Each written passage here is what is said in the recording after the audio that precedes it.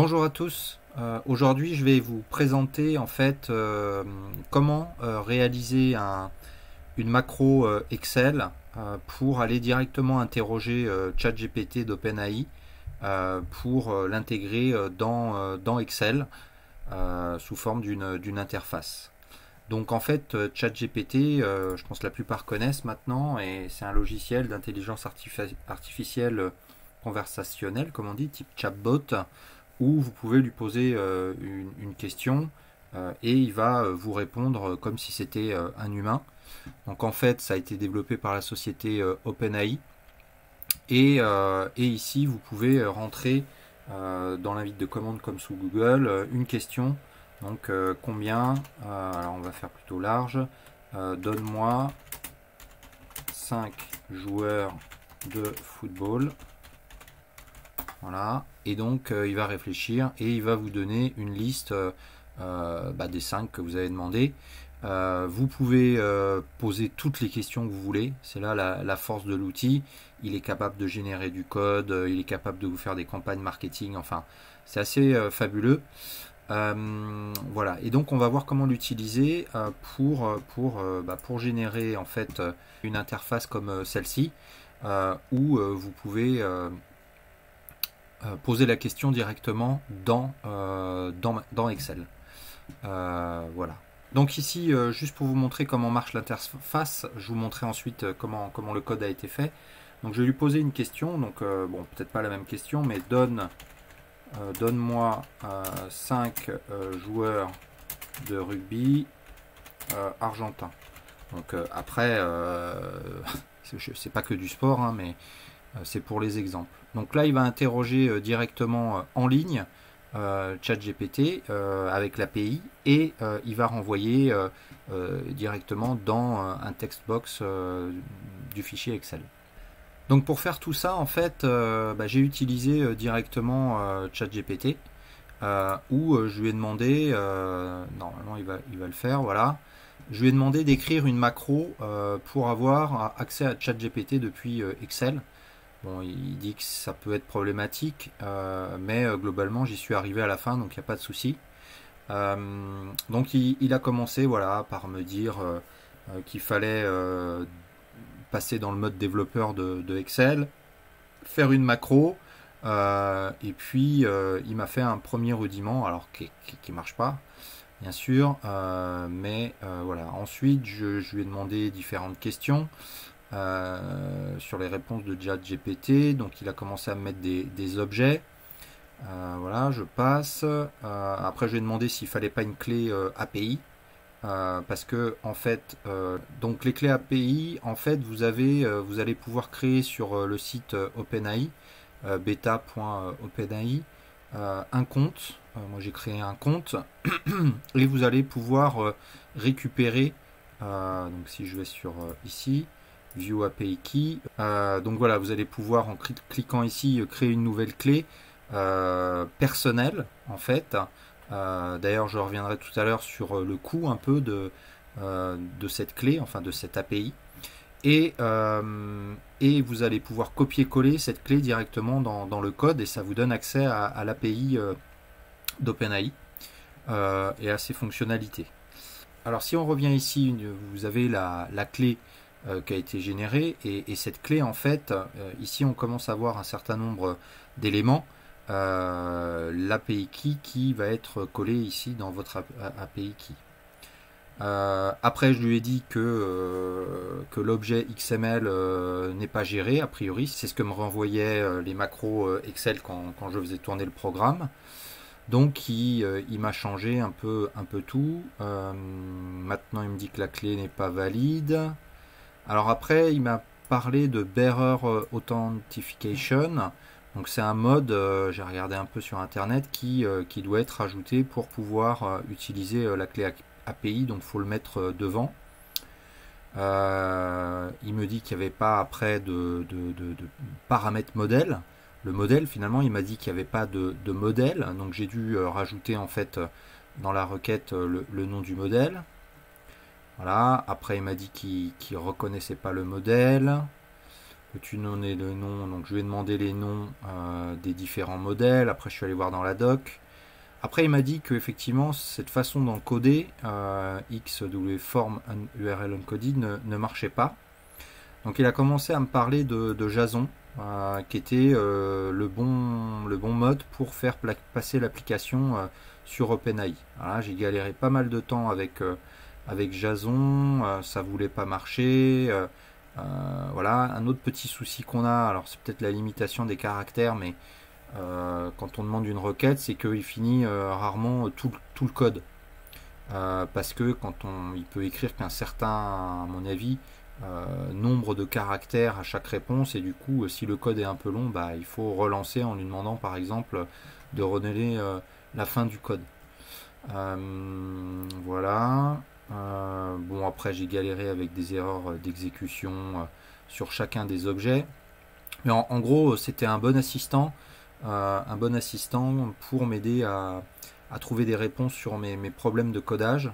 Parce que je suis vraiment un super novice et d'aller jusqu'au bout. Ouais. Alors intéressant aussi, je lui ai donné des éléments qui étaient disponibles sur internet pour voir comment il réagissait. Donc quelqu'un dit you can create, voilà, quelqu'un qui disait qu'on pouvait créer un script control à partir des versions 32 bits et tout. Et en fait, il prend l'information et il la processe pour updater un peu sa vision du problème. Notamment, pour résumer, en fait, pendant très longtemps, moi j'avais des problèmes liés à ma version de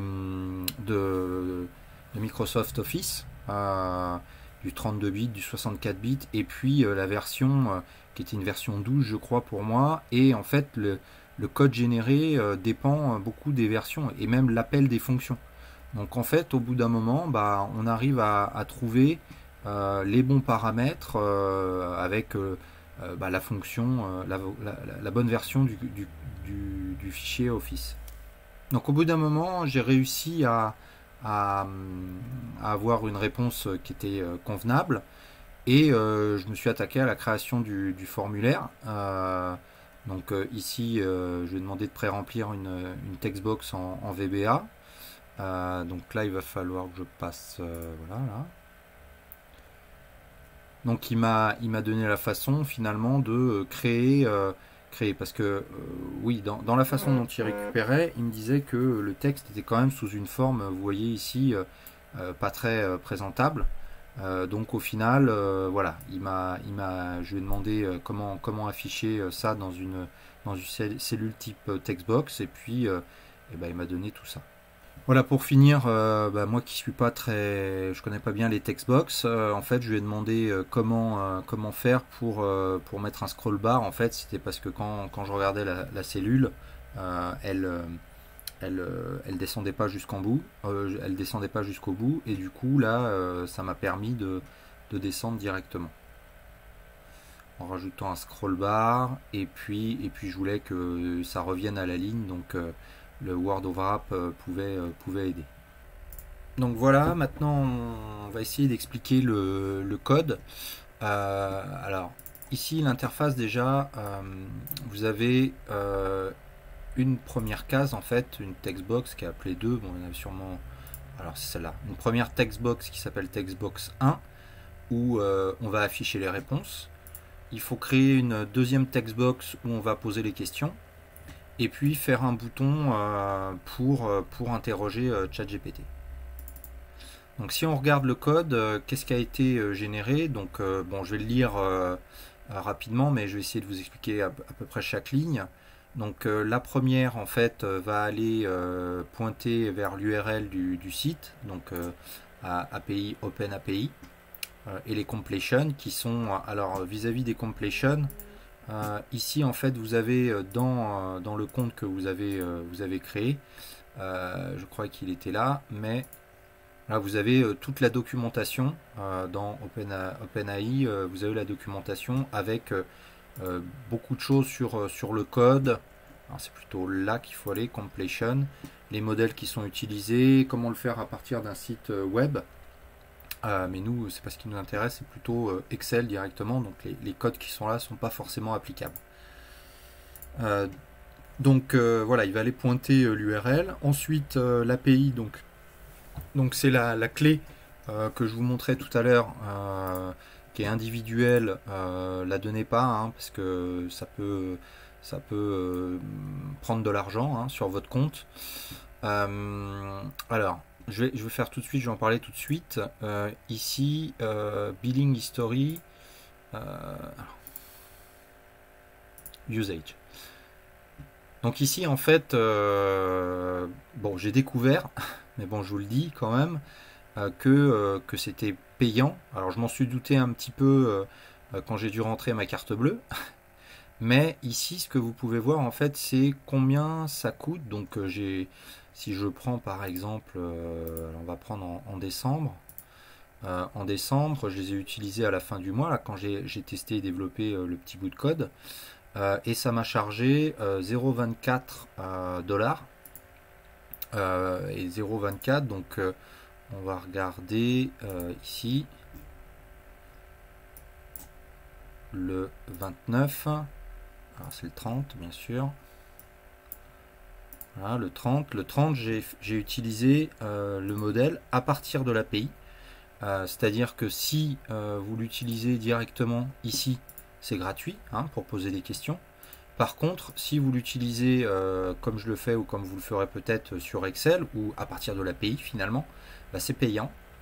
Et donc j'ai fait 8 demandes à 11 heures, 5 demandes à 15 heures et 3 à 16 heures. Et ça m'a coûté 25 centimes pour ces 8 et 5, ça fait 16 en tout, 16 requests. Donc à chaque fois que vous allez taper dans l'interface qui est ici une question, bah on fait 25 divisé par 16, ça va vous coûter à peu près 1 à 2 centimes d'euros. Voilà, mais il faut le savoir.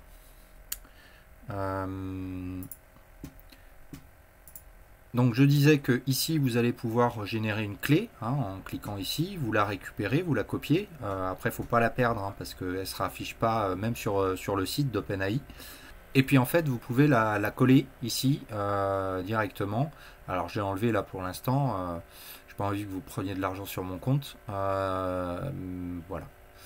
Ensuite on va définir le modèle. Donc les modèles, il y en a différentes sortes. Donc ici c'est le DaVinci 03. Si on revient sur la documentation très rapidement, ici vous avez l'explication des différents modèles qui sont utilisés avec notamment le coût. Vous verrez, vous regarderez la documentation entre DaVinci, Curie, Babag, Ada. Alors plus on utilise des tokens et plus ça veut dire que le modèle est précis et donc vous coûte cher. Mais les résultats sont meilleurs. Ensuite, il va définir un objet HTTP. En fait, c'est pour envoyer toutes ces informations via le web. On va créer une fonction ChatGPT où il va définir un objet qui est Microsoft XML HTTP. Alors, je ne sais plus ici dans les références, en fait, il y a un certain nombre de choses qu'il faut ajouter. Donc bon, vous pouvez regarder ceux qui sont là. Par contre, si jamais vous les avez pas tous, il suffit de demander. C'est-à-dire que quand vous allez lancer le programme, si jamais il vous manque un élément de la référence, il va vous dire lequel, ou si il vous dit pas lequel, bah vous allez dans ChatGPT, ici, là, dans l'interface, et vous lui demandez, je n'ai pas, on peut le faire, hein, voilà, Microsoft. Vous lui demandez, il me manque celui-là, Microsoft, que dois-je faire? Voilà.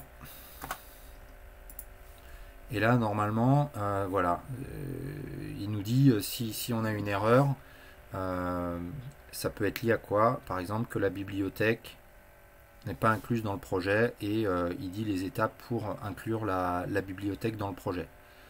Ouvrez Visual Basic, outils, référence, dans la boîte dialogue, référence Microsoft XML version XXX. Donc là, effectivement, si on revient ici, Microsoft, il a dit quoi? XML. Donc ici, on peut aller chercher, voilà, Microsoft XML V6. Donc vous le cliquez, vous faites OK, et puis ça la rajoute à la bibliothèque. Ensuite, donc il va dimensionner un objet JSON, une chaîne de caractères prompt qui sera la phrase qu'on va écrire. Et puis prompt, il va récupérer la valeur que l'on a dans textbox 2, c'est-à-dire dans la question qu'on va poser. En fait, dimre as object, je me rappelle que toute cette partie-là va être utilisée pour transformer la phrase qui est ici de façon compatible du JSON. Donc il va le mettre au bon format. Vous voyez, alors texte, voilà, il a récupéré le texte ici et il va l'envoyer et le mettre sous un format compatible du JSON. Ensuite, il va récupérer les réponses. Voilà, response text, c'est ce qui revient de l'interrogation de OpenAI. Et ici, toute la fin du code en fait va être utilisée pour la mettre en forme, pour bien remplir la box ici. Parce que dans les premiers tests, en fait, je faisais afficher une message box, mais après, je voulais qu'on puisse le mettre en forme de façon un peu plus jolie. Donc toute la fin, voilà, il va remplir la textbox 1, qui est celle de la réponse, et puis il va la mettre un petit peu en forme avec ses trois fonctions, scroll bar et word wrap. Alors ici replace, c'est il récupère le texte qui a été renvoyé par l'application.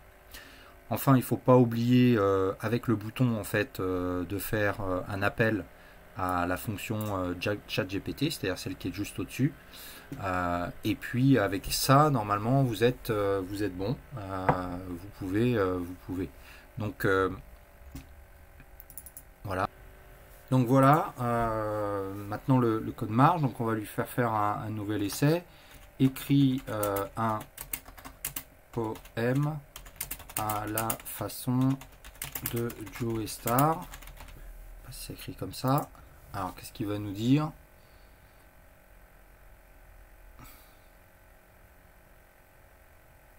Voilà, écorche la tâche exposée, tant corrompu et encombré, repoussant les faux amis, ténébreux et chuchotés, obscène et indigeste, malveillant et brumeux. Bon voilà, enfin il écrit quelque chose, donc ça veut dire que ça marche. L'application renvoie bien ce qu'on demande. Voilà, donc écoutez, merci beaucoup pour votre attention. J'espère que ce tutoriel vous aura aidé à pouvoir coder une interface depuis Excel vers OpenAI. Si vous avez aimé la vidéo, vous pouvez liker si elle vous est utile, mettre dans les commentaires ChatGPT, comme ça si vous le mettez ça permet d'avoir un meilleur référencement. Et oui, je m'inspire des autres personnes qui font des vidéos. Je vais continuer à explorer ChatGPT parce que c'est vraiment fascinant. Et puis si j'ai des nouvelles choses que j'arrive à faire, écoutez, je les mettrai et je ferai des nouvelles vidéos. Mais n'hésitez pas à vous abonner à EdiMatch, qui n'est pas à la base pour ChatGPT, mais j'utilise comme channel pour diffuser sur cette thématique. Voilà, à très bientôt et merci encore.